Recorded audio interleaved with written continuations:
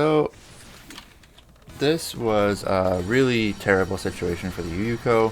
We can see that the butterflies just whiff terribly, and then the conversion here just doesn't turn into anything because the conversion was bad.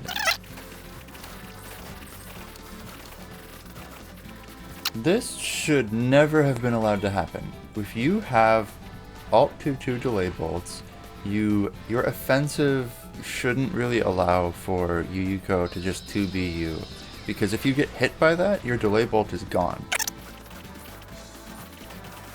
Okay, let's look at this absolute train wreck of an OKIZEME setup. So you've got a J2A Ender. What more could you ask for as Iku than a J2A Ender? What do you do with this? A 2-card OKIZEME that is supposed to be used off of a default 2-3-6 in pressure. And you can see that every hit of this has whiffed, and then Iku just backdashes around a bunch and accomplishes absolutely nothing. Net loss for Hugo is 1 orb and nothing else. That was terrible. So this was messed up, absolutely. This exchange is just a great example of Tasso boxes at their finest. You can see 2 absolute backward whiffs into a pretty good conversion from the Iku, but I just wanted to show that one because it was funny. Oh god. Okay, so what we have here, this is just, this set is just full of fantastic things. So what we have is Yuyuko deciding that an instant air J6A is going to be the best option, which it's fine, but that was not great either. I'm sorry. Okay, so all in all, this Yuyuko needs to learn how to convert properly, and this Iku needs to learn how to do pressure properly with spell cards and meter.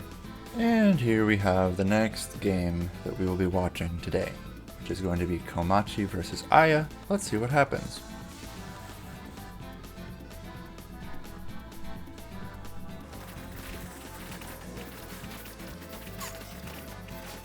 So that was a pretty good check by the Komachi. So the Komachi has that Alt 623. It whiffed here, but it was kind of the right idea. It was alright.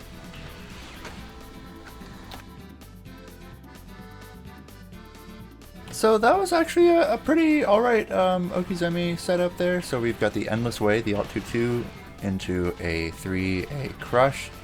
It's fine that the Aya right blocks this here because the Komachi has this catch, which is the 3 card. And now again here we see the Komachi is using the Endless Way as a pretty good source of just kind of, you don't really have to worry about getting hit out of your pressure. What this 3 card does effectively is it makes it so that your opponent can't really move out of that pillar. So you're not really going to be at risk even if you use a really punishable move like the C version of that alternate 6-2-3. That was a really good air unblockable setup by Komachi here. So we have the 3A into the Alt 2-3-6. And then we have a really nice 6-6E setup. It can be kind of hard to space this one correctly, but the Komachi did it pretty well. Now, overall, I would say that this Aya doesn't really know how to win neutral and is not familiar with this matchup whatsoever. The Komachi is working on some really basic Komachi fundamentals, but that alone is enough to bring her a lot higher in terms of skill than this Aya, because even those fundamentals are going to mean a whole lot more than whatever this Aya had, which was not much.